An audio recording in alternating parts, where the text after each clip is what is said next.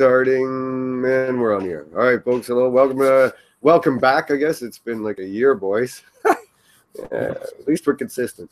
Another SEO Friday chat. We'll be doing these again every Friday and talking latest news, thoughts, conversations, anything you see.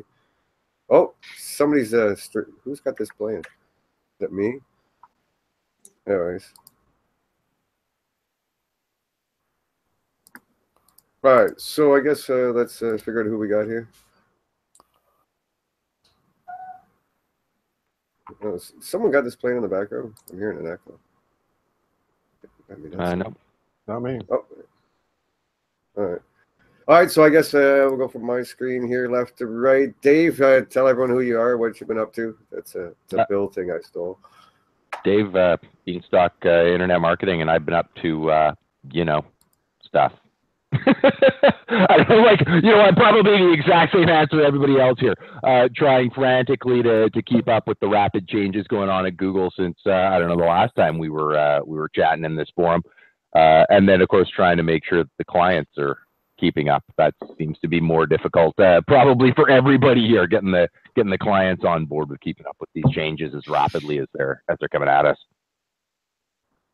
Yeah, well, that's what keeps it interesting. You know what I mean? It instantly defeats the whole SEO is dead thing over the years and everything else, right? So, gotta keep adapting, keep changing. Doc Sheldon, are you with us or not? All I got is an avatar for you. I am. Oh, there he is. I'm with you on mic, but my camera, for some reason, it disappeared from my system. So you're spared having a look at my ugly mug. I know. Isn't that great? Merry Christmas. Early present. Merry Christmas. All right, sorry. Introduce yourself, etc. Doc Sheldon, Intrinsic Value SEO and Top Copy. And like everybody else, just trying to keep up with what's been going on. Still trying to read them. Kevin, you came in late, but you're third on my screen. So say hello, introduce yourself to the gang and whoever might be watching. Hello, introduce myself. Oh, yes, Kevin Dory. I am, is it working? No? Oh, yeah, we got you. Okay. We see you. I've been having all sorts of audio, video issues, which is just like my PubCon speech. I'm the director of search and social at Dealer On in Dallas right now. Sorry to be late to the party, but no such thing as late. Terry, you want to go next, my brother? Or is that his phone ringing? Oh no, that's Steve's phone ringing. So Terry's just MIA. Okay, we're gonna go right over to you, Tim. All right, Tim Calling, a Servant's Heart web design and marketing. What am I up to? No good. Continually doing whatever I can. I have to say though, you finally went black hat, is what you're saying. Okay. Yeah, I have to say though, I am jealous of Dave's WP Engine coffee mug. I broke mine the other day, and it was one of my favorites. So. Oh, I know. Yeah, for the size, it's good, durable. Yeah, they create coffee mugs. The large size Keurig pour. Yeah, it's really good. All right, Steve, you're up. Steve at Steam Driven Media, not Steve Driven Media. I know. I used to type that in over the years, but like I used to, yeah. You know how it is. Rebranding sucks, but yeah, the only thing I'm doing right now is wrapping my head around having a client get his biggest sale ever and still letting us go. You just throw your hands up in the air and go, all right, whatever. Well, technically, they did let you go like just a day or two before the sale came in, but it was still through search and yeah. Okay. Well, yeah, technically, yeah, but no good whatever goes unpunished. And Terry, but that's all good. Yes, sir. Give us your 411 here. Harry Van Horn. My company is International Website Builders. I've been doing SEO and building websites for over 20 years. Aren't you getting close to 25 now? Can't you actually start using 25? Probably. I think so, man. Because I'm in the 20-year range, so I know you got to at least be closing in on 25, so easily. Yeah, it's probably close. Well, boys, I stumbled. Oh, sorry, Bill. Bill's here. Hey. Better late than never, as always. I'm stealing I'm stealing something out of the Bill Handbook of Hangouts, and everyone has to introduce themselves, which is not normally something I do. So, hey, Bill, go ahead. Bill Slosky. I'm the Director of SEO Research for Billfish Digital, and I write at SEO by the Sea. It's a pleasure to join you all today. Did you ever dig? I still have that stupid tab open with that patent. Did you ever get into that yet, or since Tuesday? I haven't gotten there. I haven't gotten into it. No, unfortunately. Yeah, me neither. I got the damn tab open. I just haven't got to it. I got buried under audits, and I'm trying to do a huge e-commerce website right now. You know, when that work gets in the way of reading patents, isn't that horrible? It's like, you know, my clients should just pay me to, you know, read those all day. But yeah, I hate that. Well, I stumbled across a new link building technique, boys. Well, not new, sorry, just a fun one. And this is more of a, I guess, a warning out there to any webmasters or whatever. So one of my clients' biggest competitors, you know, we'll get up one day and I'm looking at, and I was trying to do some analysis of their own, what content strategy they were doing, and their blog's down. But the message was literally like Apache or the PHP INI was misconfigured. Yeah. Or no, it was the MySQL I couldn't find the blog. Yeah. So somehow this had happened. And so I was like, Tanya, my wife's a web developer. So she goes, that's not a good message. She's like, unless they've got backups, this means that their database has been wiped out and there's nothing there for the blog. That was like 10 days ago. So I think they've lost their blog altogether. So, you know, now I'm spending my time and with Doc. Doc, by the way, I've now figured out what we're going to be writing about is now I'm going to find all the links that are pointing to any of their blog posts and have Doc recreate content along those lines. And of course, email all the webmasters. Okay, fine. Yeah, that's why I think it's where we're going, bro. Isn't that fun? Well, yeah, because it's probably, unless they're bright enough to, you know, even if you'd have to go to the web archive or something and try and recreate all the posts. That's probably the only option they have. But yeah, this blog has just had an error message for like 10 days now. So it's time to try and capitalize on some of that. How many pages were there, roughly?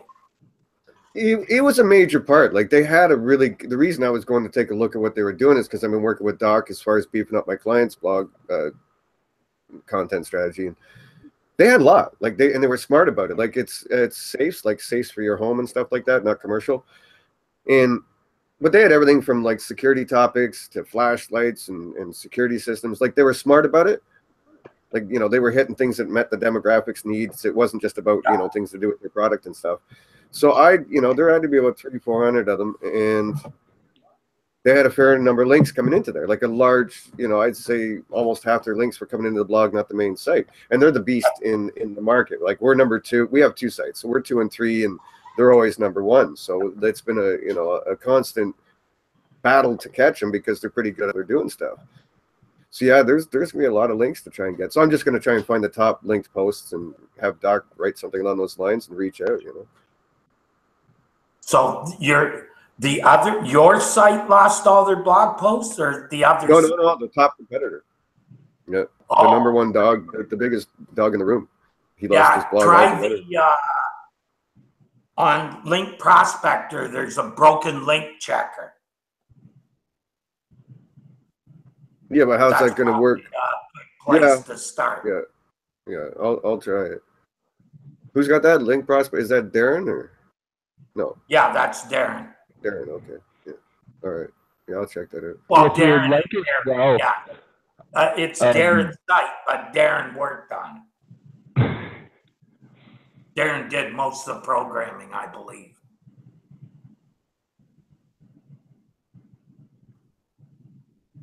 Oh, I was waiting for you to jump back in there, Dave. Come on, man.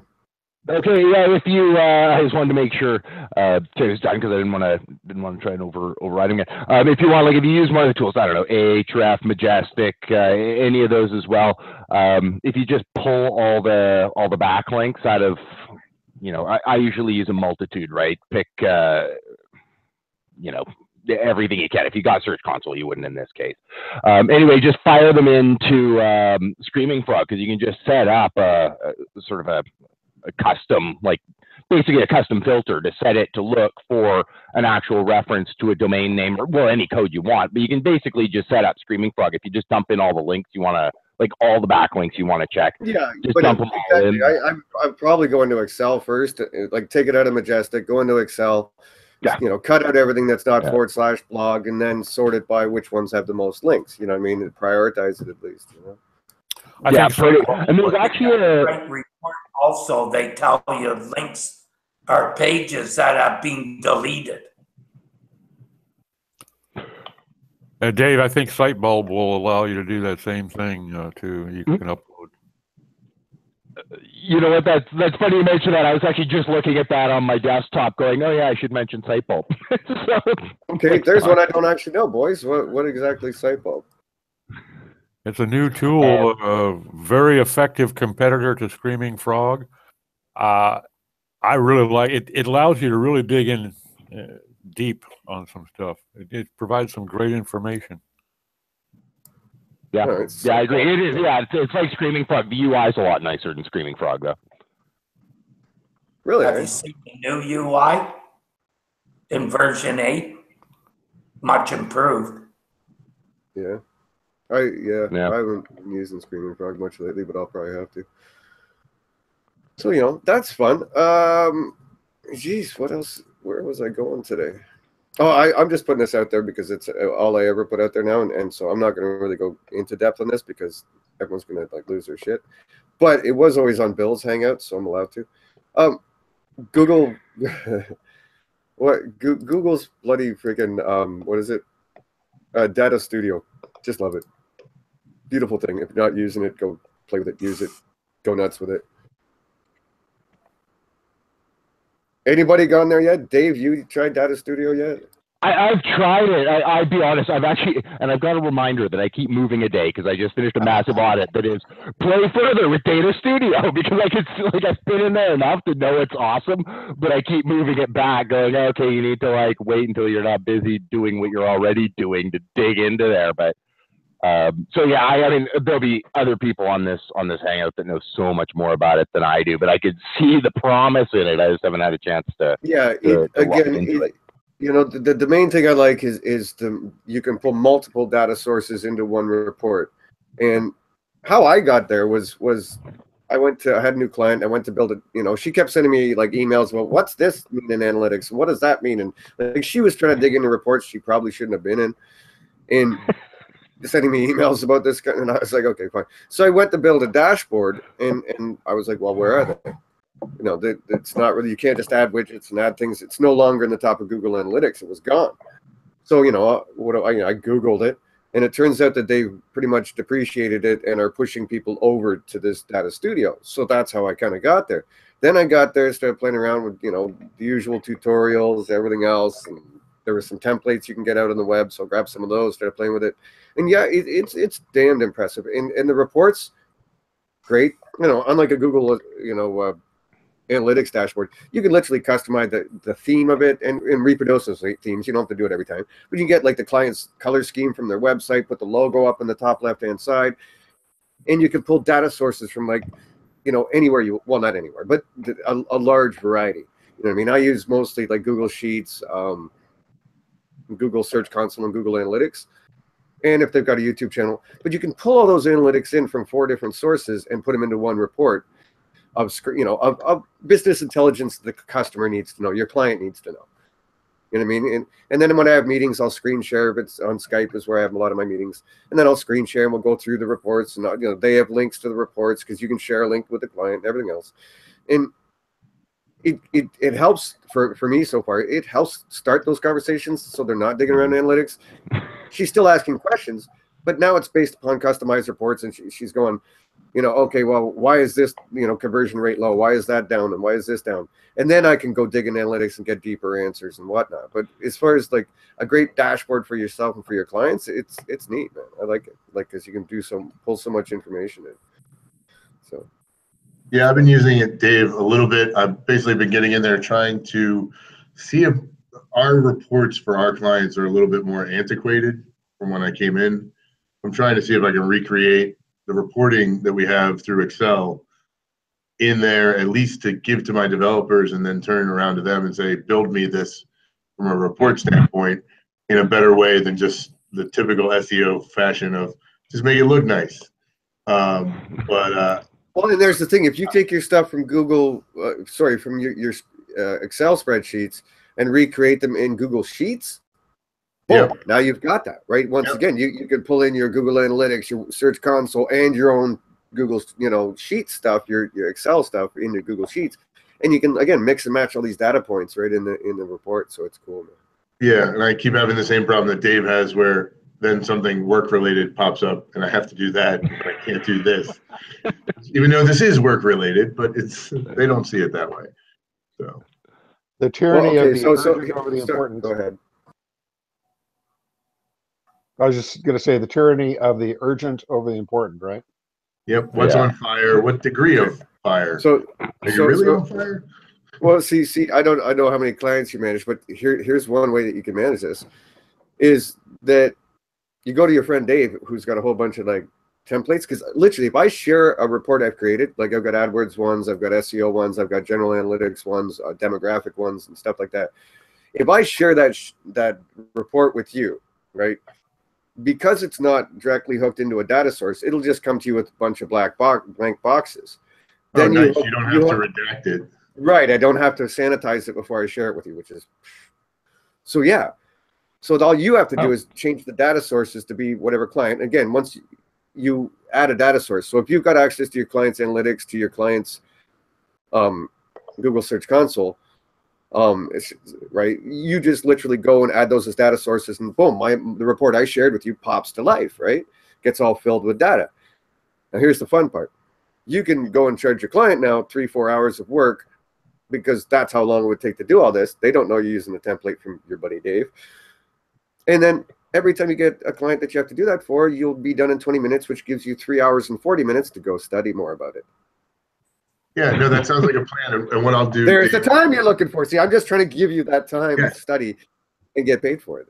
And what I'll also do is the templates that I'm working on, I'll share them back with you, and we'll see what we can get from each other and refine them. Yeah, like, because even like again, if you want to do that, me and Doc are going to be doing the same thing, so we can hang out, some private hangouts and stuff, and share that, and even share the client feedback, because that's part of what I've been going through. I've been using it for about a month and change now, but you get client feedback. I mean, you'll be having a meeting, we're looking, screen sharing, going through and looking at these reports, and then they have, well, why, what's this? I'll live edit it, right? Hit the edit button, go and add that dimension they want, or that filter they want, or whatever. And I've created a bunch of filters, just like Google Analytics. You create the same kind of filters. You can use regex or whatever. And literally, I've live edited them. But yeah, we could sit there and compare notes and say, oh, my client was curious about this. I mean, man, didn't think of that. So yeah, for sure. Good idea. It's a really good idea. Yeah, because it is good. Like, I haven't, again, I'm a data geek, but I haven't had something I'm excited about from Google in a while. Yeah, I like on a positive side. I found them with Chase, pushed me over that way. Page Modified, the guy, the Authority Labs guys are doing a crawler with Page Modified, and they're displaying their data with Data Studio, or they're looking at doing it that way. So that's how I figured it out. I wouldn't mind that too, because yeah, I'm with Authority Labs as well, and I know Chase quite well. So yeah, you should check out. I've been playing around with the crawler like crazy, because they finally did something that I like, as opposed to, I mean, I'm a ranking software guy as well, but I don't care about the rankings. I care about the crawlers.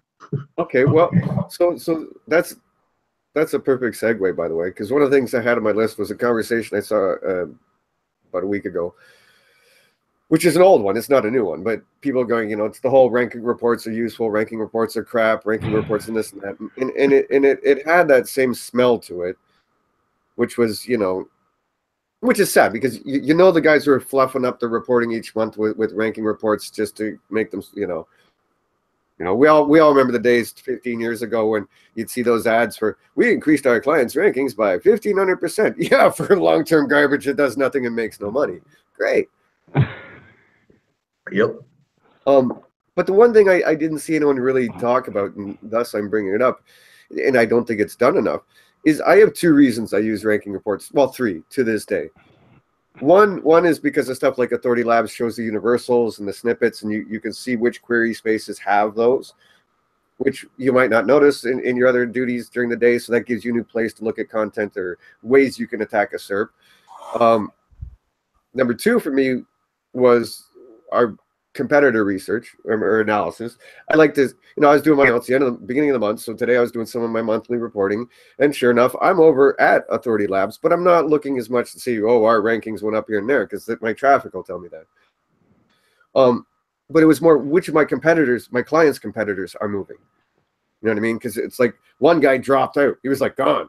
And I was like, oh, that's interesting. But one of the other competitors was coming up, and he's starting to sneak into some of our stronger query spaces, which is something I want to go see.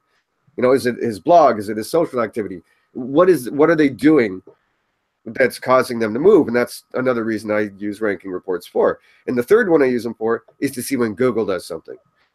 And that was another thing that happened with one of my clients about, I don't know, 3 weeks ago. Whereas everybody kind of moved up a little bit in this and that, or if everybody moved down, that's the kind of stuff, Terry, that you get into, like that hummingbird, or when they're changing query classification, you'll see things jumble, or it could be seasonal or whatever. I like to look at, I keep in Authority Labs, I fill it right up with competitors. Like, you cannot add any more, Dave, kind of thing. It's like, because you can see what Google's moving and doing stuff. Yeah, I didn't mean to say that. I mean, I like ranking reports for me. I just don't like them for the clients. It's when the clients get all. I mean, and granted, I've moved into the automotive space now, so I'm using them from a local standpoint. I'm wanting to be able to get a better understanding about how we as a company can attack from all of our clients' point of view. So I like being able to look at the clients, but a lot of times the clients are their clients' competitors, because the automotive space is finite, and there are only so many car dealers. But what affects one can be equated to what affects someone else in another state, which is what I really like from an Authority Lab standpoint, that I can see it at a granular level, to watch how it's moving in the map pack, to see how it's moving from a local standpoint, because we have so many clients who are like, you're not looking at it the way we're looking at it. It's like, well, we can't. We could, but it's not working. Who else actually still uses ranking reports, and why, of course? I'll jump in. I do. I provide some level of them to clients. I use them a lot. I think, like everybody here, we all use them for ourselves, because it does give you a little bit of insight into what's going on.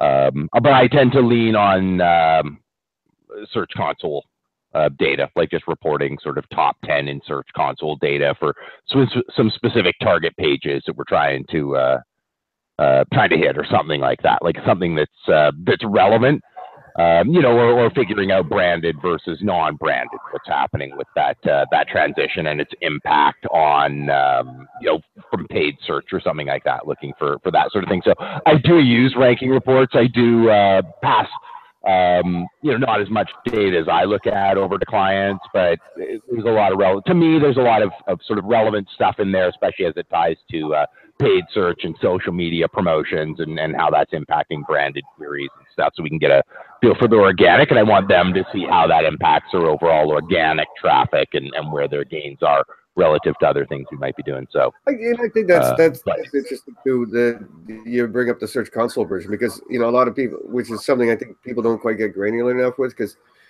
it says average position, this and that. But the fun part is if you click through on those reports and actually dig deeper into those search query reports, you'll find that Google will once in a while stick one of your other pages there for that term. You ever notice that?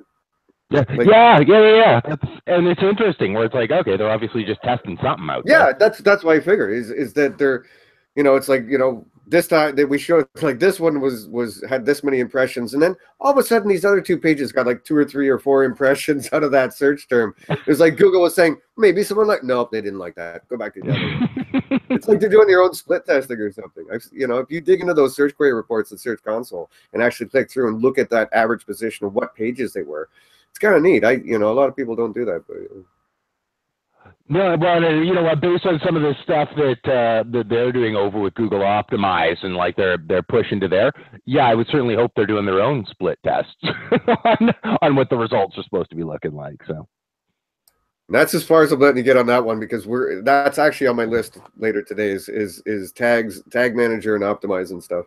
Steve, I saw you nodding earlier. Are you still using the ranking reports for some purpose here and there, or is it just your customers want them? Or? Yeah, a little bit, especially the smaller customers. They, you know, there's so few bright spots for a lot of them that they like to see that upward mobility. The other reason I use them is not so much for showing a ranking report, but showing them who they're competing against. It's like, yeah, you're number 4 or 5 or 7 on the list, but Jesus, look who we're trying to beat. And then that usually shuts them up about the ranking reports. Because, you know, it's like, okay, Houzz and Pinterest and, you know, Etsy and eBay are all of the, you know, top 4 or 5 slots. Do you really think your budget's going to beat their budget? Well, no. Okay, so then let's stop looking at trying to be number 1 and start looking at focusing on other areas of the website, other areas of, because you can't beat those people. Well, that becomes the SEO art of war approach. You know, when faced with a larger, stronger opponent, you have to go around and attack them for, you know, longer tails and things like that. Or should we go to Fiverr and start doing it? Actually, you wait for that negative SEO campaign email to show up in your inbox and then get it. Well, I agree with Steve. Most of my clients are small, local, you know, SEO type plays, and it matters a lot, especially getting them into the local pack. So yeah, it matters in terms of getting them traffic and visibility, and it matters to them. So it does still count for them. Okay, but how are you tracking, you know, the local pack presence? I use manually, or what do you use? No, I use a product called Bright Local. They have really good local based ranking report tools, including competitive comparisons, and it's pretty cheap.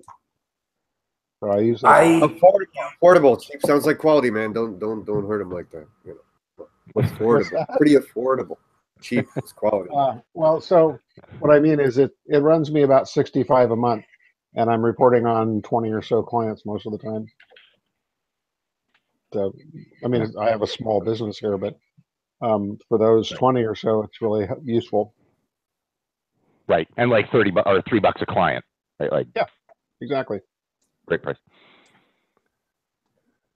Yeah, I've found that you can't get around it because most clients, that's all they understand is a ranking report and how much money they put in the till. That's what they understand. Beyond that, you're talking nonsense to them. They don't understand a word you're saying. Even when you tell them, well, you can't rank for that because your quality just isn't anywhere near where it should be to compete.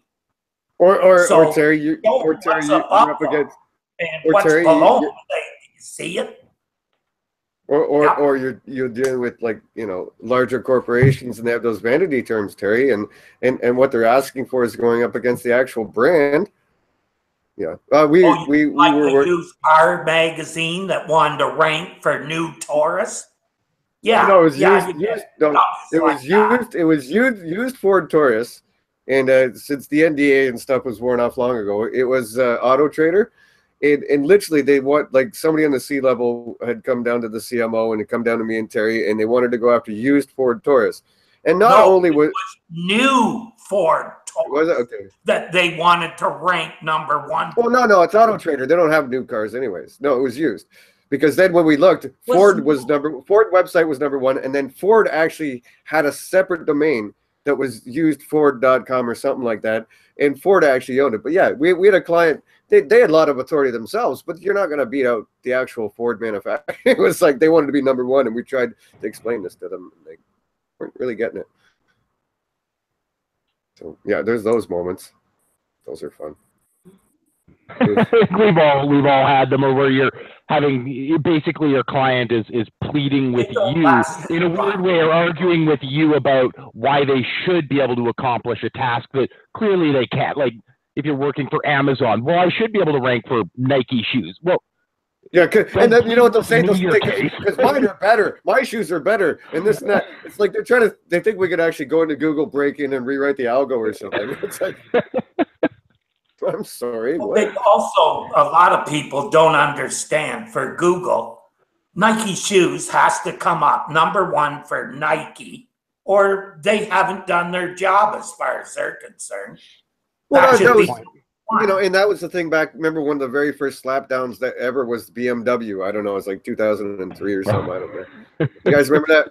And I remember talking to Matt Cutts at one point, and you know, and he made a very valid point. He's like, you know, as much as he'd like to go and slap him around, he's got a missing gal above him who's talking search quality, and if people put in the word BMW, it better bloody well be there. You can't take him out of the index. You know, they slapped him around to a degree on some longer tail stuff, but you can't take, you know, BMW right out for an infraction because that's search quality, right? So yeah.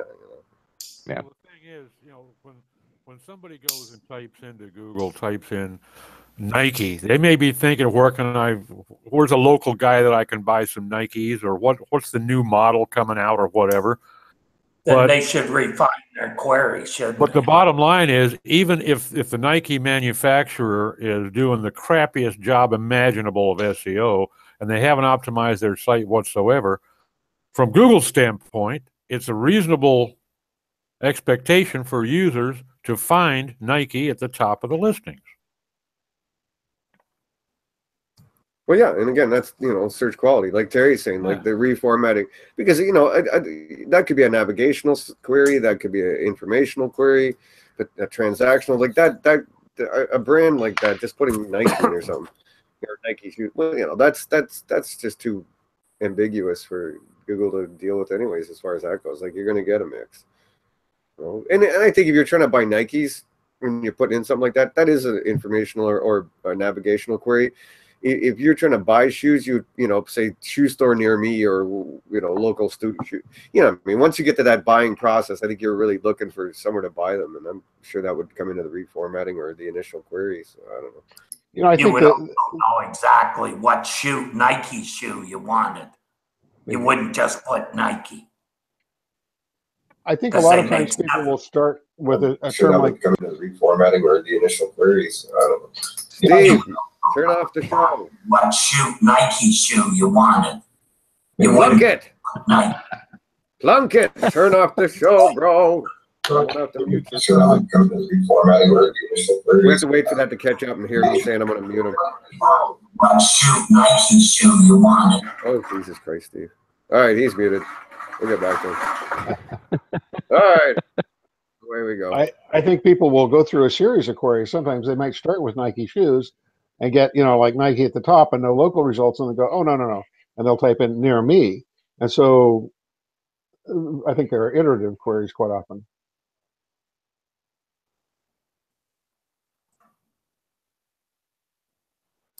You know, yeah, you know, at a point, regardless of the size of the client, large or small, what authority and they carry, I think, again, it all comes down to A, managing expectations, like Dave was talking about, and B, strategically, and I think most of us can agree that trying to get your clients to understand the proper strategic approach, given the amount of authority and whatever equity you have on that site, is part of the challenge of what we do.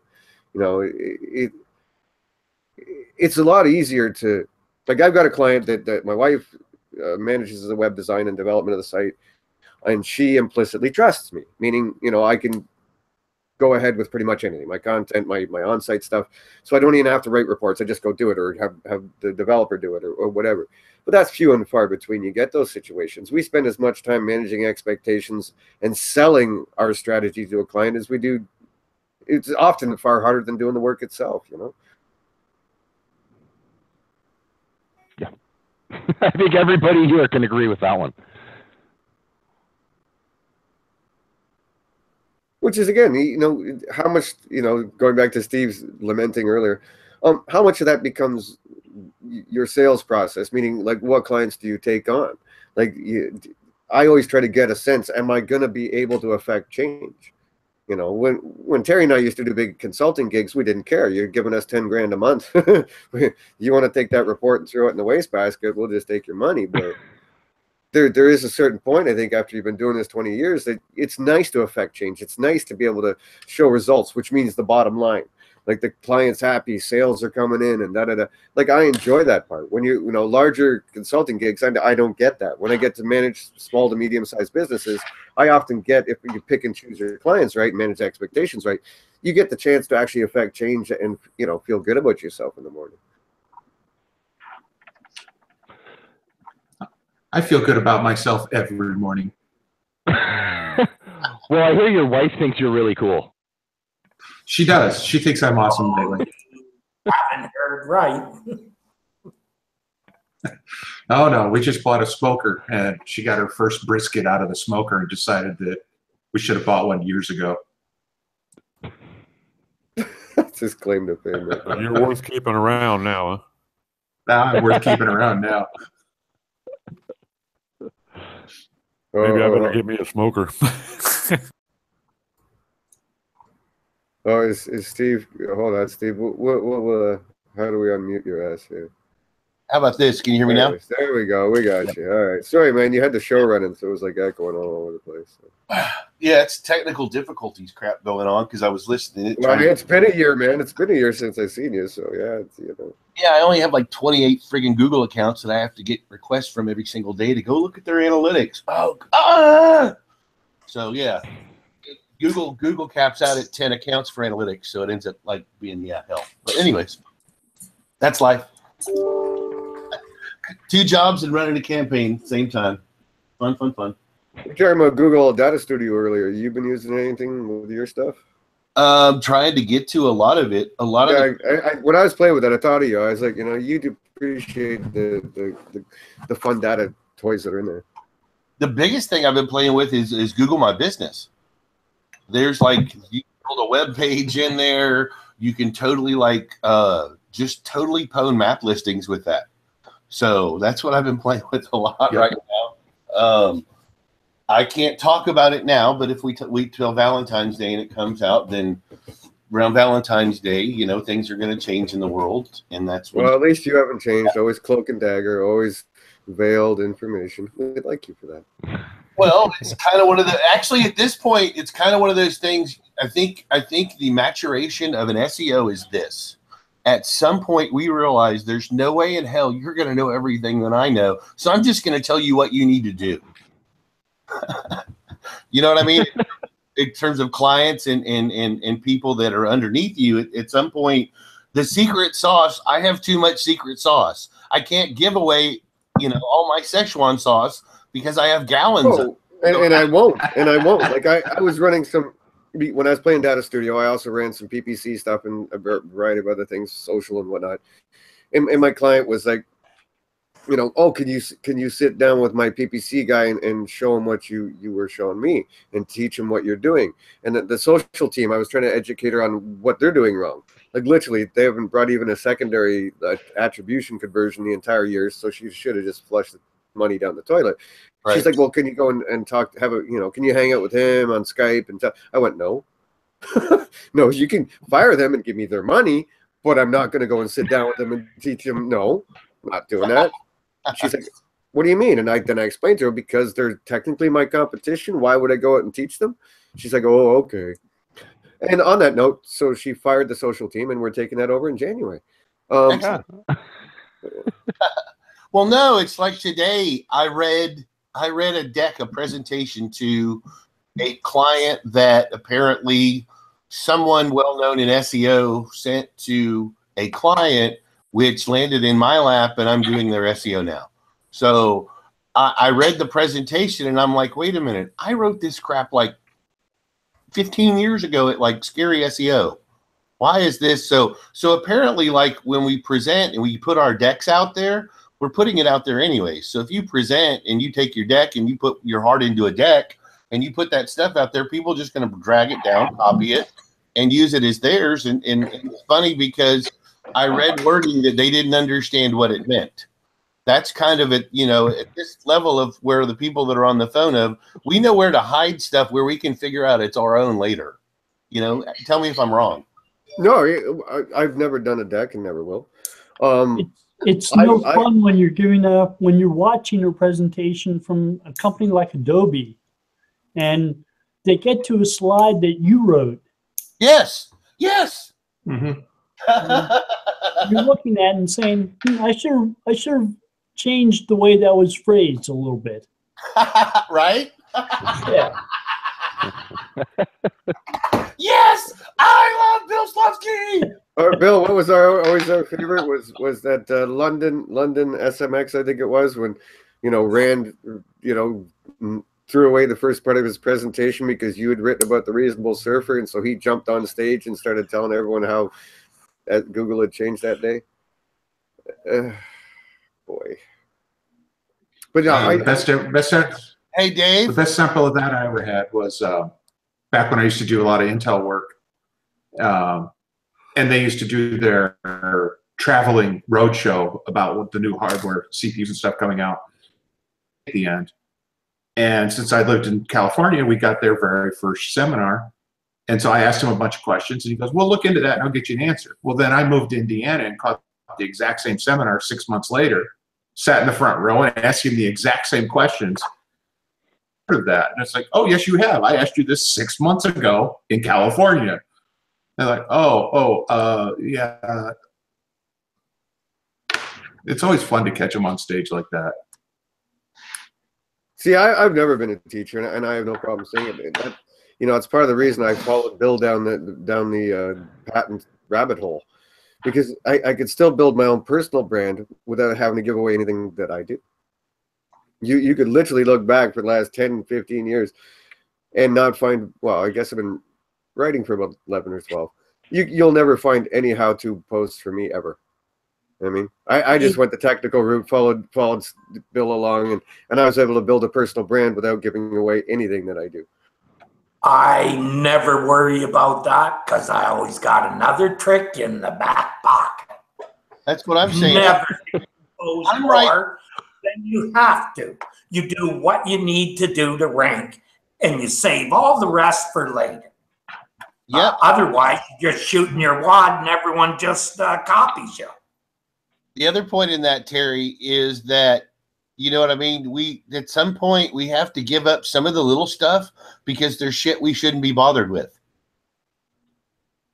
Oh, yeah, well, that's true. No, and again, I've given away little stuff again. Maybe I'm just lazy on the writing thing, but you know, we used to do Friday chats. Started about 2006 on Skype and stuff with the Dojo Gang, and you know, and then we started doing podcasts, and then we went to like Hangouts and whatever over the last 10 years, and so yeah, we have educated over the years. And then I joined Sempo and moderated the chats for the last year. Yeah, lucky you. On Friday. Yeah, lucky you. Yeah, well, I wouldn't worry about telling anyone in there. You know, because you got to know how to implement it in order to use it. Which again brings up another good. But that brings up one of my favorite points whenever I'm in these Facebook groups or anywhere else, is that I literally could have, you know, two different clients in the same market, but the same approach isn't going to work. Because, you know, each one's going to have different architecture in place. Each one's going to have different link profiles. Each one's going to have different budgets. Each one's going to have different team resources. Each one's going to have different budgetary limitations, so on and so on. Like there's so many things. And a different commitment to success. Yeah. And so literally every time we do this, you can't cookie cutter anything.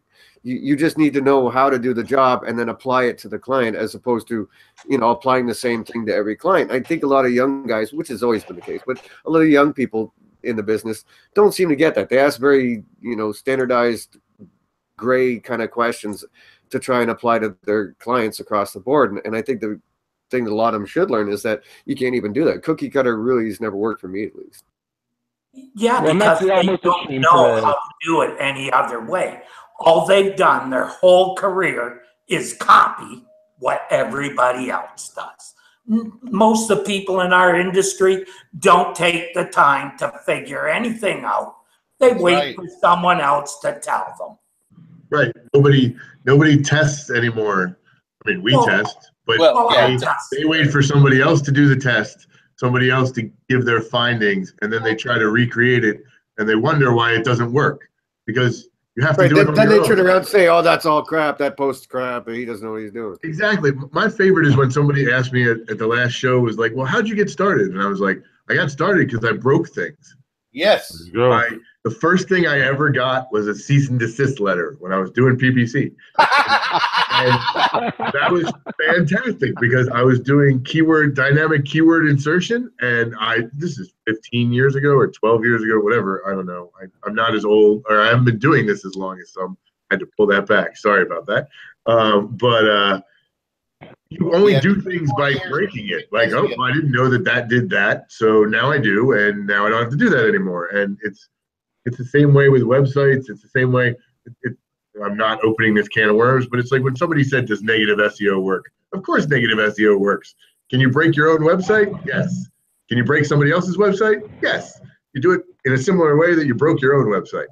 So that's my rant on the nobody tests anymore. You just wait for somebody else to put a test out, wait for somebody else to analyze their own test, and then you're surprised when it doesn't work because you need to use your own data to come to your own conclusions. That's it. Well, a lot of them don't even really understand how a search engine works, nor can they write HTML. Like, how can you be an SEO and not be able to write HTML? Because that's what you're supposed to be optimizing. But it's good. That keeps the rest of us in business. Like, I don't ever want to. Sure. That's our advantage. Our other advantage here is most of the people on this panel were here before there were tools. Tools are crutches and nothing more. We don't use tool. I'm a tool, and I'll put my paycheck against any. No. Tools can give data, and data can be enabling. Data can be enabling. Majestic, Screaming Frog, Google My Business, Google Analytics, Google Webmaster, Google Keyword Planner. What else do you need? Nothing. My attitude was always that I can't properly. Holy shit! You found your camera. What it does. You found your camera. Look at you go! Holy shit! The best way to get to understand how to really utilize a tool is to figure out how to do it manually. That way, you can understand what the tool's capable of. Well, I've always tried to teach, like with the dojo and stuff, a very simple mantra that you need the question and hypothesis before you go seek out the data. Like, people would always say, what are your favorite tools? What are the best? Like, they come into the dojo or wherever groups that we have on Facebook and go, what's the best tool for SEO? Well, that's not how you approach it. It's in your situation. What is the data you need? What is the question you have? What is the hypothesis you want to test? You need to get that first, then go find the tool that will give you that data. And it's always cart before the horse, I think, with a lot of people, the younger folks, especially in the industry, is they think, just give me a tool. Is it Raven or is it this? Or is that what's going to make my SEO? And it's, well, no, it's your brain. And then you got to figure out what is it you need to know, and then go figure out what tool or what data set you need to get those answers. At least that's why I've always approached. I told somebody a couple of weeks ago in one of those groups that asked that very question: what's the best tool to use for my SEO? I got a new client and he wants me to optimize his site. And I said, okay, here's a link. And I gave him a link to Screaming Frog. I said, give this link to your client and he'll be able to get as much out of his site as you'd be able to give him if this is your, the guy's like 19 years old, just graduated high school, and took a client. Well, or as Steve would say back in the forum days, give the client his money back, go get a job at an SEO firm somewhere, work for 5 years, then start taking clients.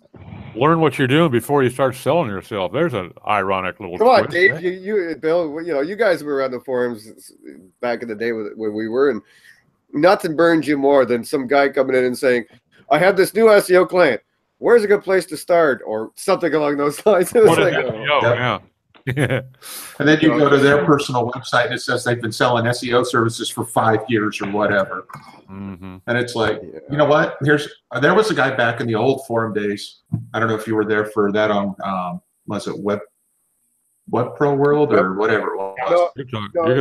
I know the one where you and I met. You're talking about? Yeah, I think so. And, but that was the guy was going on and on. I got there about 2003 or 4 or something, I think. I bet you're talking about David. he was going about competitive keywords, and his determination for competitive keywords was how much money and how big the clients were, not how hard it was to rank. So like 48 hours, we ranked #1 for all sorts of shit with bullshit content, and then went and stole all his clients from him because he wouldn't shut up. It's like, nope, I'm done. And that's when Evil Steve came out and took his clients from him. That's right. Spam report for the win, dude. That's it. And I haven't seen that guy anywhere ever again since then. So was that Marceau, Steve? I don't even remember who it was. Was that the dude that we put on the child? Was that the dude we put on the child predator list, or was that the different dude? Different. Okay. But the other one I'm we used to love the guy that had the page who said he was Mr. Expert International SEO or some crap like that. Oh, yeah, I remember that. The dude we put him on the predator list in Cali. Yeah, that was funny as shit. Well, it used to be a game to get them to name their client, so we could go and drop a link to the forum thread where they were asking for help to the client. Ooh. It's like, here's the guy you hired to do all your SEO for you, and here's him asking us how to do the job. Do you still want to pay him, or do you want to pay me? Which is cool, you know, if you're gonna throw it out it's there. reality. Like, it was so frustrating back in the day, man. They trash the industry again, when they do shit like that. We're still seeing that now. It's just Facebook groups instead of forums, you know. There you go. Yeah, I look at it as trying to improve our industry. Let's get us out of the gutter. Just a good Samaritan. Yeah, and crush the weak ones. Crush the weak ones. It's for future clients. Yep. The lamentations of their women. Yes. You know, there are uses for tools that are legitimate. Analysis and making yourself more efficient. I'm newer to the SEO world officially, probably than the rest of you, but I bet I worked in commercial software development longer than any of you. Maybe, I guess. I'm older than most of you. But one rule we had in the software industry was if you find yourself doing something 3 times, write a damn tool for it. Mm-hmm. And so code generators and things like that, or in the case of what we do, for instance, I have no shame in using a schema generator now because I understand what the output looks like, or I understand what it means, and I can then adjust it as needed. But, you know, I find no virtue in taking, you know, half an hour to write it instead of 2 minutes. Well, and really, like how many WordPress plugins that we use as SEOs are technically absolutely they're a tool, really. You know what I mean? If it's we wrote our first cloaking tool back in the 90s because of that. And I think the same is true for analysis too. So when people talk about tools, I think of more than maybe we're using that term for in this conversation. Well, again, people are just looking for, like, the kind of people we're talking about too a lot of times though here is that it's those looking for that plug and play, that cookie cutter approach to SEO instead of understanding, like, really, you know, that this doesn't necessarily work that way. Here's the way that I think Dave looks at it too, is tools are to verify and clarify. In scale. Right? Tools or aggregate in discover. Data Studio, aggregating stuff, sure.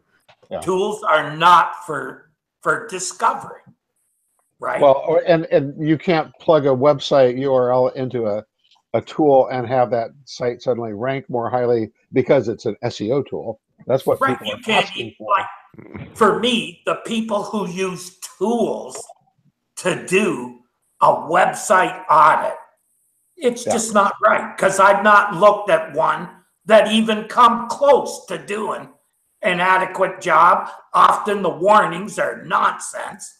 Like Dave and I worked with a company, well-known company that built one, and we thought it was pure crap. Well, we even told them search metric. Search metric. They didn't fix it because idiots followed it.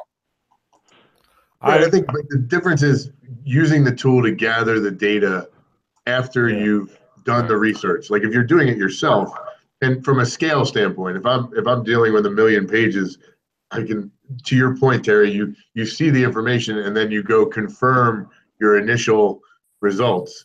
Or like, I mean, before I do every audit, I throw it in Screaming Frog and whatever to help ease, depending on the size of the site. You've got to start out that way, but then you're also going in and doing it manually to compare the data and do it that way. I use tools for scale and to save time. Well, yeah, and a lot of times, especially when you're talking to larger sites, oftentimes it can surface things that you might not have been looking for initially. Like you run something through like Screaming Frog, and you had your own like once a hypothesis of what is going to be important in this audit, but you've got 100,000 pages. Something like Screaming Frog can surface stuff to dig into deeper. It's like, oh crap! Whoa, what's this? I need to know. It helps me figure out which rabbit hole then I'm going to jump and dive down. It's about efficiencies and for scaling, it can't be beat. Yeah. However, in addition to the list that Steve gave, I use a product called Link Prospector, and I do use it for discovery because it puts everything that I do into CSV format, removes hours of work. Okay, right, it makes you more efficient. For that, for discovery. That's the only tool I use for discovery rather than analysis. Well, and then there's tools like, Search Console or Ahrefs or Majestic, where when you're like, if I'm trying to find out where are the broken links to my site, so where are these other sites linking to a page that's now 404, there is really no way for me to do that without a tool. I need something that has crawled the web to report back to me and tell me where these links are to begin with. It's all in GSC, and those are the broken links that really matter. Yep. Or cross-referencing data between the two. But I think even like more broken links than any tool. Like I think what Dave's saying also brings up another point to my mind, which is your own, because okay, GSC is not so bad. Like I would hope even like somebody who's been in the industry a handful of years can look at that data and know what to make of it. But when you get into something like Majestic, there's so many features and things now. It's almost your ability to use the tool and understand the tool. You can't just it's more about when you pay for it now, because most of the tools are priced out of our range. Yeah, but how many times we sat with Dixon or something and he'll bring up something and we'll be like, what? Like we've had Dixon on the show so many times, and each time Dixon's on, sorry folks, I keep forgetting, Dixon Jones, formerly, not quite formally, I don't know. Oh, Majestic, yeah, apparently he's leaving. That's not for another year. Yeah, he's leaving in a year. Yeah. As someone said, at least now we get to give him a hard time for the next year. But he would come on and he'd say, well, we'd ask him a question. He'd say, well, have you seen this feature? And he'd be like, are you kidding me? I've been using like Majestic since it came out and I didn't even know this existed. It's also your ability to use a tool to mine the data you're looking for. Like sometimes you actually got to spend that Sunday afternoon or whatever just screwing around with the tool to see what it's really capable of. Well, I use Deep Crawl on audits, and almost every single time I open that thing up, I see something I'd never realized it was capable of before. And a lot of Majestic is, and they're always adding little new features, new UIs and whatnot too. But it is. You hit it on the head. It's the ability to use the tool effectively is really what counts. Link profiles. I'll sit there with Majestic, Ahrefs, and Google Search Console data and cross-reference all that crap. You know what I mean? Which brings to mind, like I think it was you, Doc, mentioned somewhere in my travels this week, Facebook or somewhere, about Mtrex or something, that speed tool. Oh, GT Metrics? That's the one. Yeah. I like that one, actually. That's one of the better ones I've come across. And so, I'll look at the Google page speed tool, but I'll also cross-reference with that thing, and you get some different insights that, to play with. And I think multiple data sources for the same problem can be handy because what each of them is going to show you is a little different and can surface data you might not have seen in the first place. So.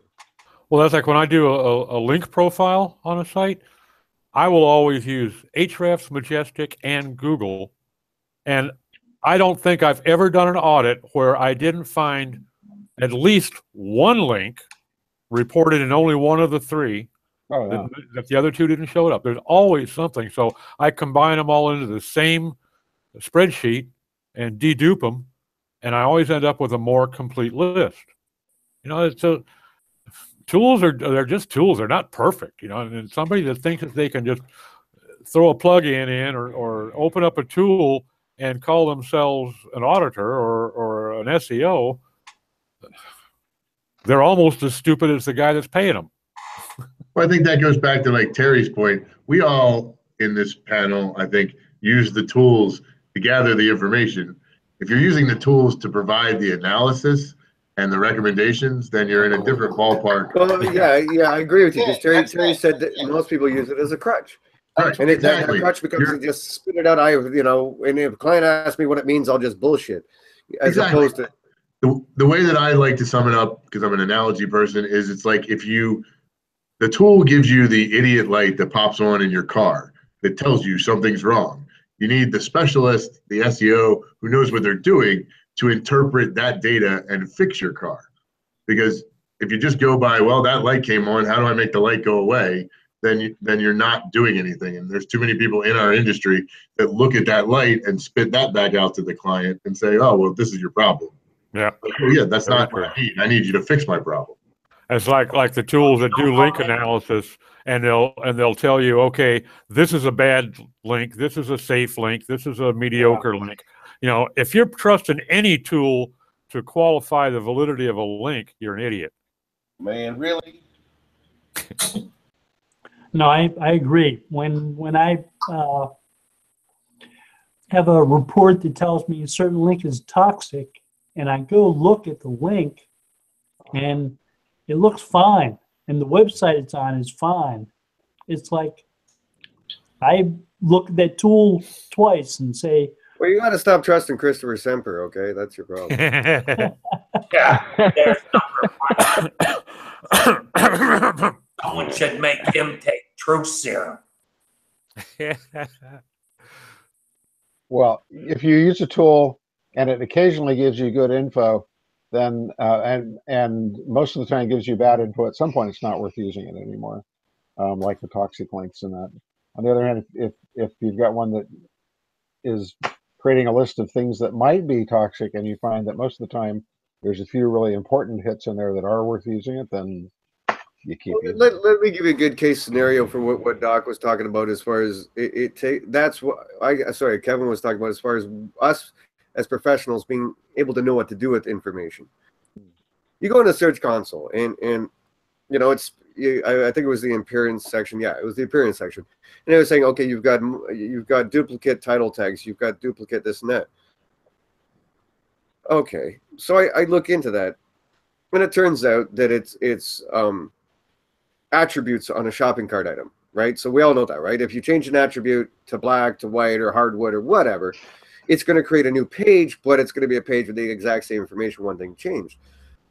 So what your brain has to do at that point is say, okay, now we've got a problem with canonicals. Yep. You know, so an SEO just looking at information say, well, we got title tags that are duplicate, but that's not what's happening. What's happening is now you've got a canonical issue that Google's seeing two URLs for the same page, et cetera, et cetera. So now we have to go and look at our canonical strategy. And Kevin, I think that kind of what you were saying, as far as it's not just the information itself, it's how you look at it, what you do with it, and what it means to you, you know? Yep, and you can tell if your report is generated by what your tool told you, instead of like I'm trying to get my consultants to understand that the tools give you the information.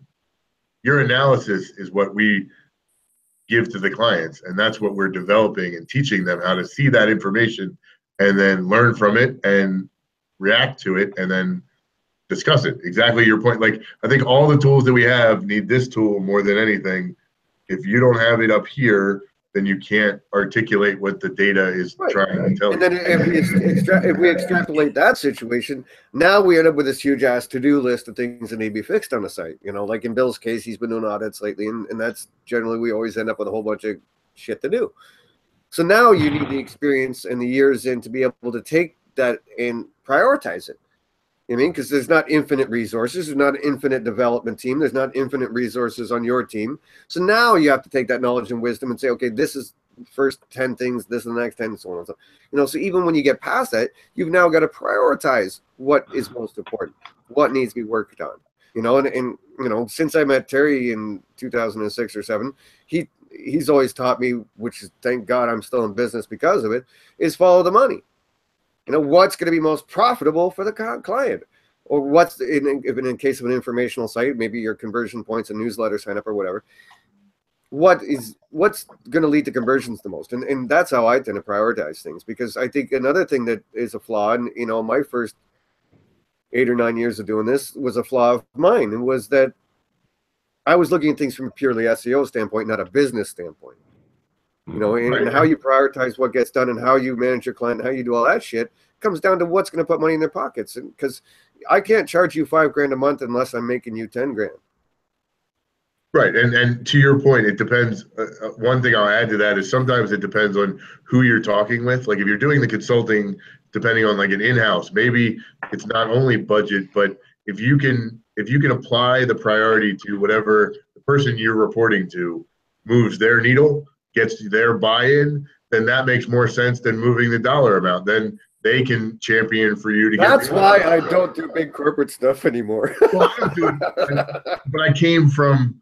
Before doing Dealer On, I was at Sapient Razorfish, so I was dealing with a lot bigger agency bureaucracy. Well, right. So now you got the CMO to deal with, who's got the CEO or the CTO or whoever up their butt, or you're dealing with the head of SEO who's got the CMO up his ass, and so on. So now your priorities change, and now you have the luxury of being the consultant aspect of right for the dollar. My point is just, I think we're saying exactly the same thing. You got to understand what you prioritize in whatever data analysis you're doing so that you can then do more. And if it's making dollar figures or making executives happy, they're still going to allow you to do more to accomplish the goal of everything. Also, if you are using tools, it's also important to be able to look at the analysis and come up with a fix. I don't know how many WordPress blogs I've seen recently where any pagination is all no indexed and follow. Like, how useless how useless is that as a fix? Like, what you've basically done is taken something that was kind of searchable and made it non-searchable. Because they won't even look at those pages if they're coming from non-indexed. Where you said, don't index this, but follow the links. That's a useless command. That I can show you documents written by Alan Perkins that says not all search engines even really understand a robot's tag that Yoast puts in to no index system. Well, there is only one search engine. We all know that. Well, but DuckDuckGo? Right, big. Hey, I'm not kidding you there, Dave. They've been showing up in a few of my analytics on some of my clients lately. DuckDuckGo has been showing up more often than I've seen them in years. So I don't know what they're doing over there. Yeah, I'm not sure either. Those that are having that problem. Dave worried about interrupting Terry at the beginning of the show. That's what I thought was funny. But my favorite line of this entire hour was Dave going, "Sorry, I didn't want to interrupt Terry." And I'm like, "Are you kidding me?" Have you met this guy? Yeah, you might as well just mute yourself then, because you ain't going to get a word in. Yeah, because that's the only way you're going to get a word in there. So that's pretty. Every time we've talked about having Terry on our podcast, Jim and I, it's like, yeah, it's great because you can just sort of wind him up, ask him one question. Hopefully, it's one that riles him up. Wind him up, let him go. You can go. Those are the best, though. Let the F-bombs Those are the fly. best. Like, no. Those are the best. When we used to have our show where we'd have people on, when Terry and I used to have guests and stuff. Like Ray Hoffman was good for that. Dan Thies was great for that. I mean, there's guys who you just plug them. You know, you just got to ask that right question. Let them go. Hey, everybody. Bye-bye. You ever ready, buddy? Like, I got an hour show here to do. Okay, that's about, what, 3 questions with Dan Thies? Okay, great. By the way, in my quest to fix the pagination issues, I only found one thing that does it. And that is all-in-one SEO. Only one that handles that properly. Yoast is a joke. Yoast is a total joke. First thing I do on any site that has that crap installed is uninstall it. Because it writes crappy site maps, writes broken H entry. the list is never ending.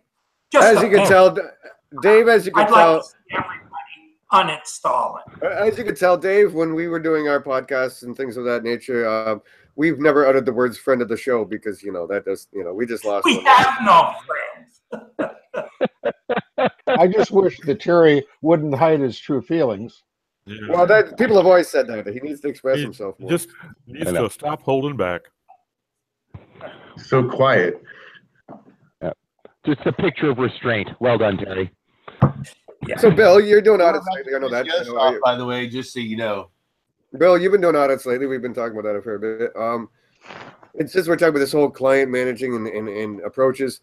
Are you gonna like sanitize the meaning? Like I know you're dealing with some larger stuff. Do you have any considerations doing audits as far as what the C levels and people that think? Or are you just sort of like in a bubble doing your job? Because I figure it's Bill Slosky. Like if he worked for me, I wouldn't say shit. Oh, Bill, could you please audit this? I don't care if I was paying him $200,000 a year. I'd be like, Bill, please audit this. Is there any stipulations? No. I do try to give him a table that prioritizes everything. Says this is first, and in terms of how important it is, how much work it takes. Do you maintain your sanity by never watching what happens to your audits that you hand off, or do you actually watch to see if the client does anything? They usually get mostly done. Okay, well, I'm jealous now. I remember when I used to do audits, and I'd have to do an audit of my audit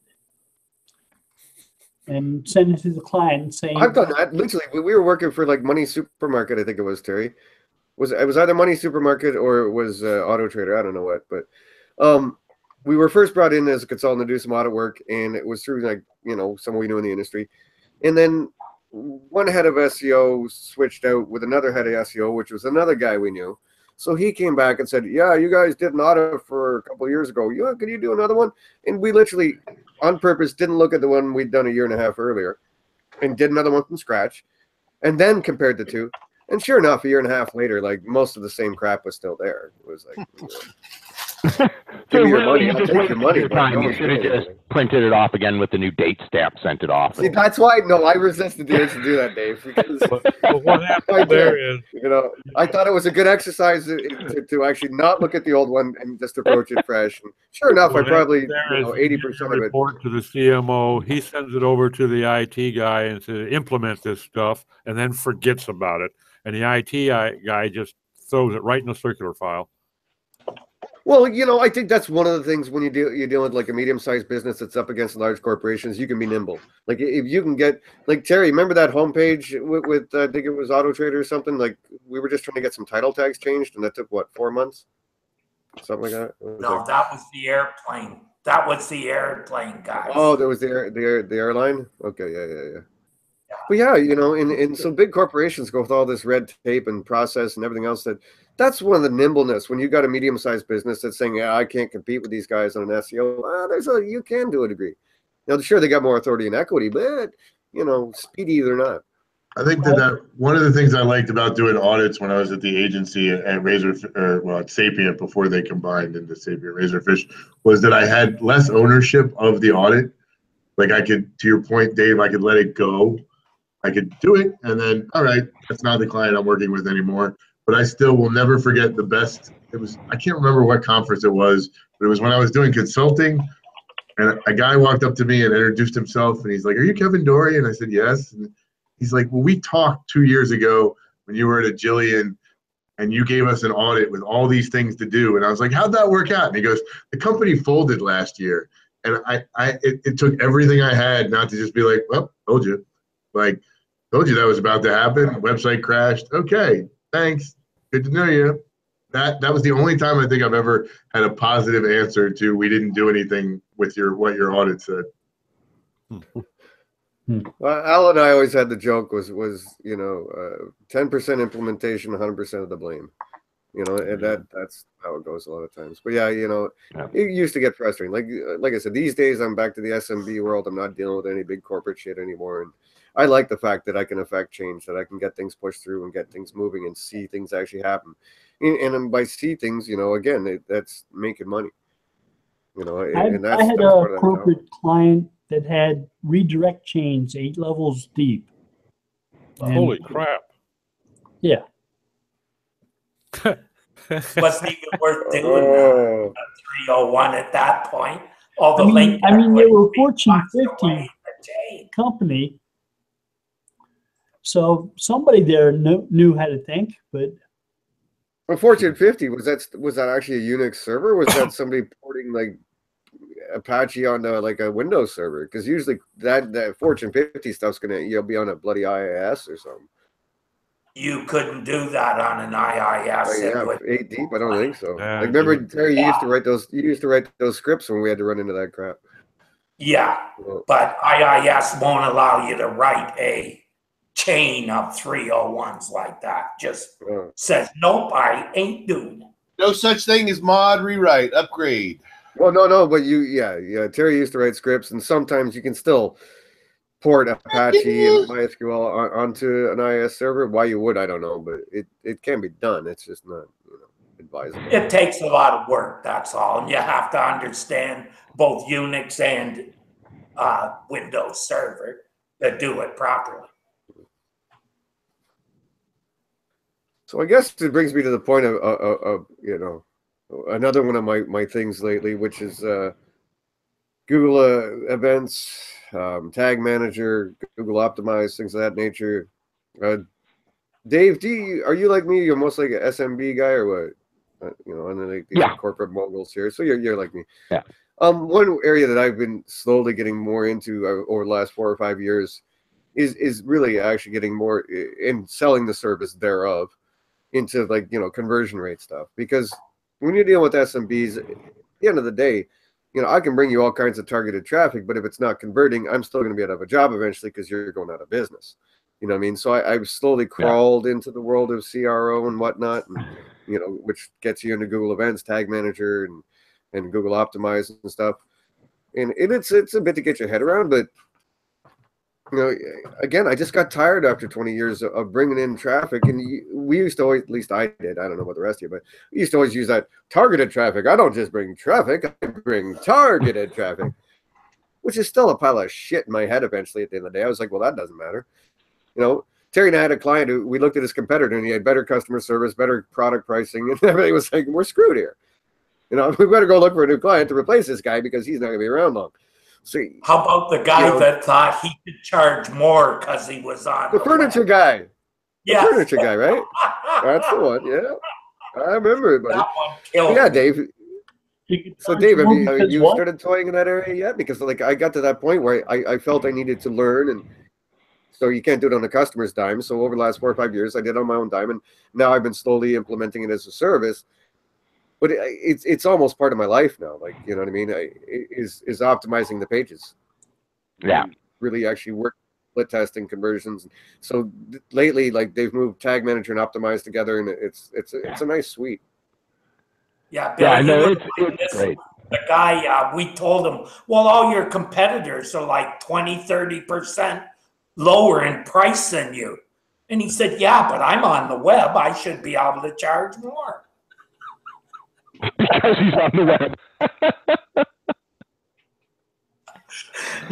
He didn't understand why me and Dave said, you understand that people on the web are looking for the cheapest price, not the most expensive price. And Dave, man, I also get to the point where, I don't know if it's our job's easier, if I'm just wiser or whatever.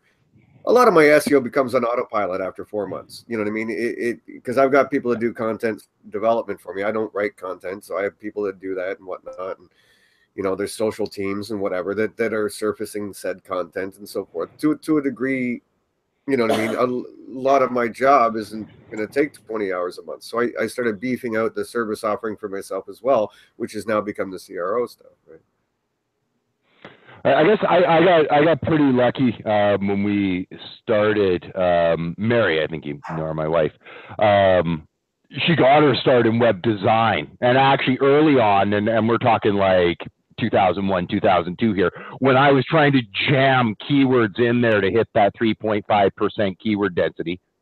I don't do that anymore, by the way. Just want to note, it was 2001 at the time. and not really giving a crap one way or the other about what it ended up really looking like. She was tearing her hair out, pointing exactly to what you're sort of talking about now, David. Yeah, no, but what's the point? Like, stop cramming keywords in there. It doesn't matter if, like, you rank number one, if when the user gets there, it sucks. So fortunately, that was sort of drilled into my head, but she's kept up along that path. So yeah, I deal with the sort of technical side because I like tootling around and like optimize, and Tag Manager is probably my favorite thing Google's done since they started a search engine. Isn't it awesome? Like that dual sword of optimize and Tag Manager. I love it. It's just absolutely brilliant. And the ability to Tag Manager saved my butt so many times. We've got sites that are built on JavaScript that we're dealing with, and the ability to we managed to get Tag Manager in there. I can't work on it personally because it's all done by the developers, but yeah, just be we can jam stuff in via Tag Manager. Well, no, but look at the stuff with Optimize now lately too, though, with the WYSIWYG editor, right? You don't even you can take the developer right out of the equation. You know what I mean? And it's absolutely fantastic. And the new integration with AdWords, I think that happened a couple weeks ago, which what they're doing right now, that's kind of neat. But I'm more looking forward to like later when we can have it auto-optimize, which I can only assume is coming in. Like, I'm just going to build 6 landing pages, and you just decide which keyword has the highest conversion on which page. And you go test it, and then you pick the right one, and and just implement that for me. And I think that's going to be a wonderful thing. Like, I think there's the lower level, the people we were talking about earlier who can't do stuff without tools. I think they're going to get screwed in this new world order where the systems will just be able to do their job for them. But for the rest of us, it'll be great. It'll liberate us to actually do the creative that we all love and came in doing. And just let sort of, in that case, Google handle figuring out, I'm going to be creative. I'm going to come up with 6 great ideas for landing pages.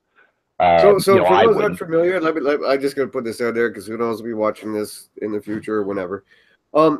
With Google Optimize, what you can do in the WYSIWYG editor is literally, once you've got the scripting in your page and everything else, you can literally go to Google Optimize and you can drag and drop in your WYSIWYG editor. You can drag and drop items. You can change the title. You can change the color of a button. You can change pretty much anything you want on that page.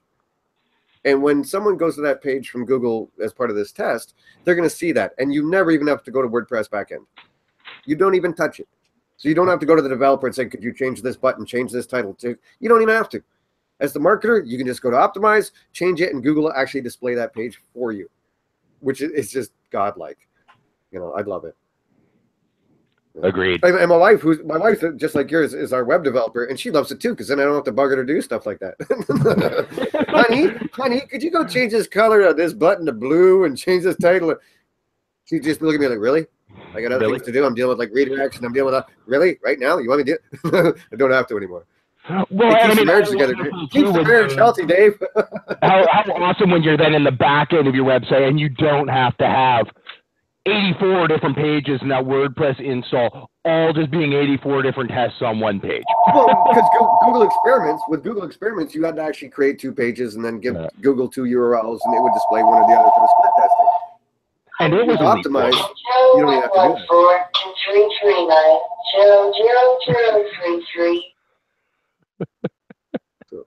Gotta be Steve. No. Yeah, I agree. I've enjoyed like the evolution of Tag Manager and Optimize and everything. It's pretty impressive. Did you like the recent? And I don't know if you follow SEO Hava. I mean, that's where I sort of get all my sort of and that's a new thing. And he was reporting, I just recently reported on a new trigger that you can use just for our listeners who might care about or watchers who might care about video. Just go to Simo Hava's blog. You can describe it better than I can. But basically, you can set triggers now based on how far into a video somebody got. So I mean, you could sort of manually configure some weird stuff to make it happen, but now it's just inherent in the sort of default set of triggers. So you can go, okay, I want. Well, you can also do that by looking at the YouTube analytics, but to have it right in there, I'm guessing I've not seen that. I've not tried that.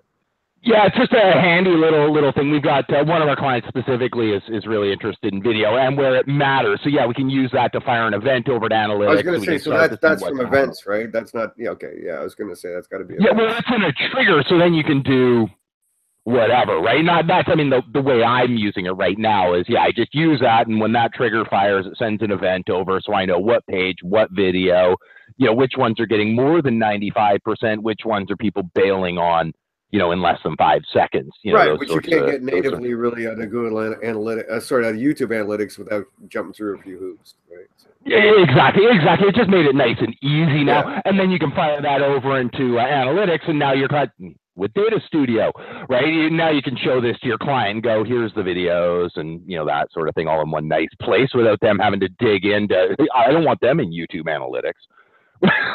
You're asking me about 18 more questions and then wondering why I didn't manage to get more work done. Because I charge to answer me emails and have chats on Skype. They don't want to be in Google Analytics, into YouTube Analytics. All those questions are going to cost you. So, yeah, keep it simple. Yeah, no, there is some really neat stuff going on, and I've been enjoying it. And again, I think it's somewhat out of the realm of SEO, but again, like I'll even run some experiments and stuff through there that are about like implicit user feedback stuff. You know what I mean, Bill? Like if I'm looking for engagement data, right? Like, you know, time on page and things of that nature, implicit user feedback, I can even run experiments along those lines. You know, it's not always conversion data per se.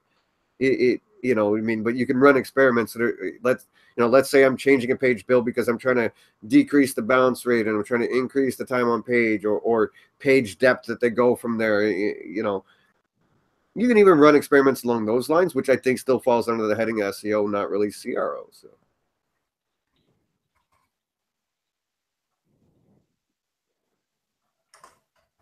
See, that's enough Greek for now, huh?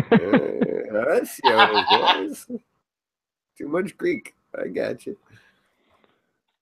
Something I'll be interested in hearing that just happened today. So just because Bill's here, so I'll be interested in hearing what Bill has to say about this. I don't blame if you don't, you know, you wouldn't know it. It just happened today. But I'm sure you've read the patent guiding purchasing via smartphone. I mean, this is going back to, I think it was an April patent there. But anyway, Google just announced earlier today that they're rolling out it's basically guided purchasing via smartphone. So it was interesting to see this one come in where now you can go, okay, Google. Well, let me just unplug my Google Home right now. You know, okay, Google.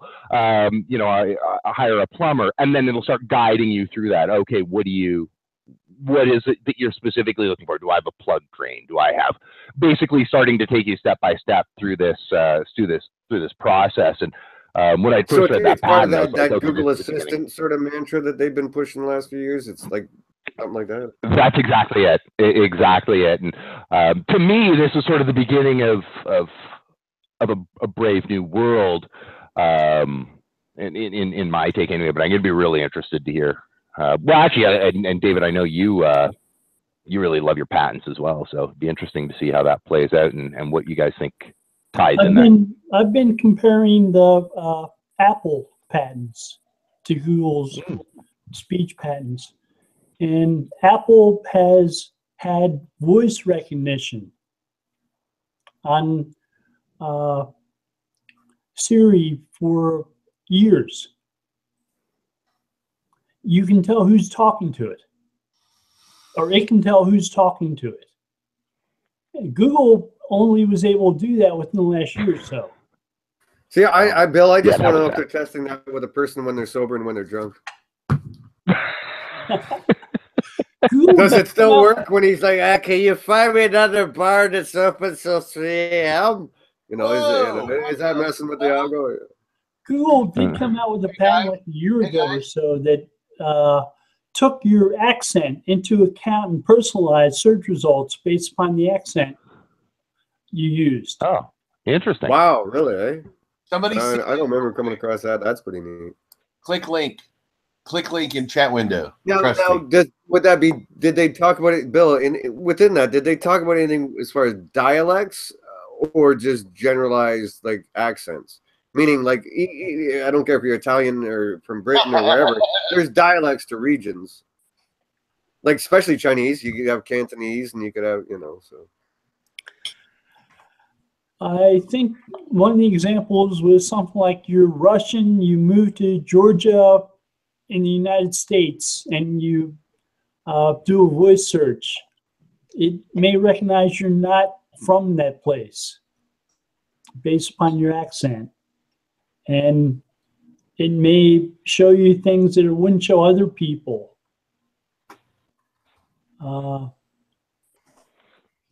Which I thought was kind of interesting, because some people would treat the additional information as noise. But to actually use it in a way that adds to the results you get makes sense. Well, sure. Foreign nationals, I guess, is what they're looking at in that kind of instance, right? So, yeah. Which, of course, for Dave would be Chinese people. Vancouver. You know the area? Yep. Yep. All right. Well, I'm going to close this down for the public part, folks. This is where we go nasty and start talking crap about each other and other people in the industry. So you're going to miss it, but, you know. That's why you come. That's why you come in the green room. This, you know, everything we just told you is just our public stuff. We got all nasty in the green room. Anyways, all right. So since Bill has been training me lately without knowing it, see, I just feel guilty if I don't, because, you know, I go to Bill's hangouts and he's so nice to his people, and I just, you know, well, I'm me.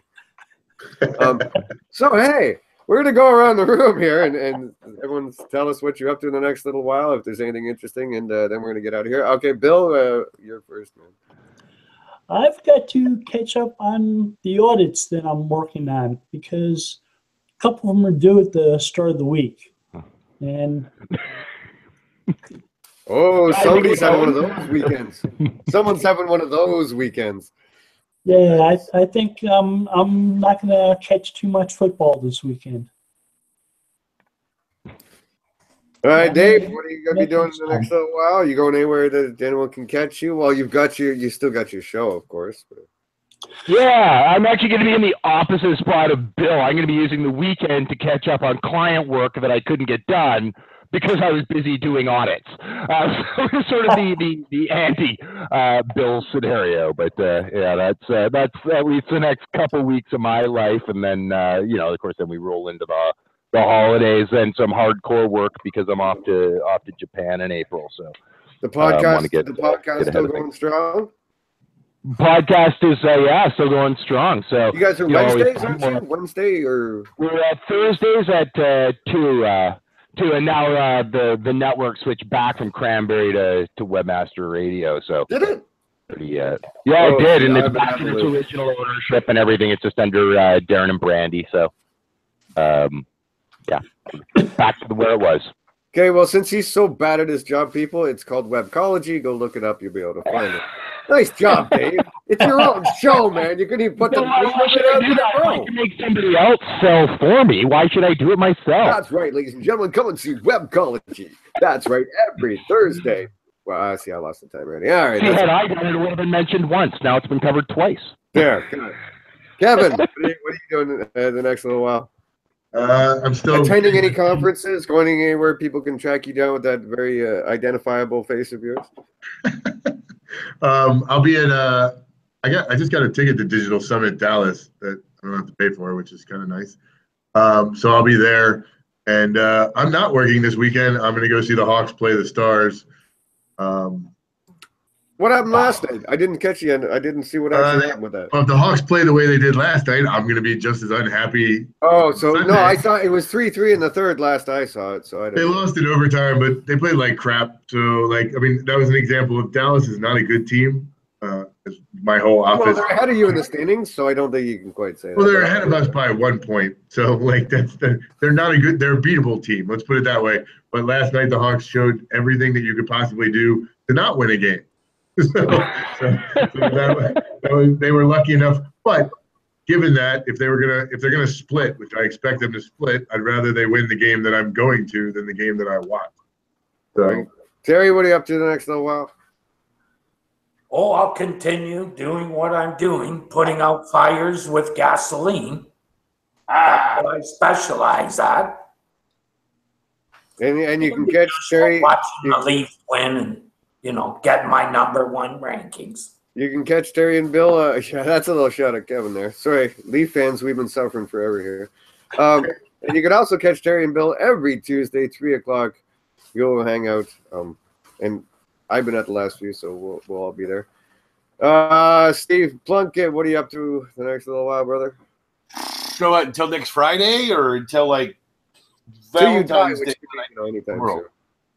Let's see. Currently, I am senior campaign advisor for Bruce Jacobson Jr. for United States Senate, Texas Republican candidate defeating Ted Cruz in the state of Okay, Texas. I might actually think someone would care about.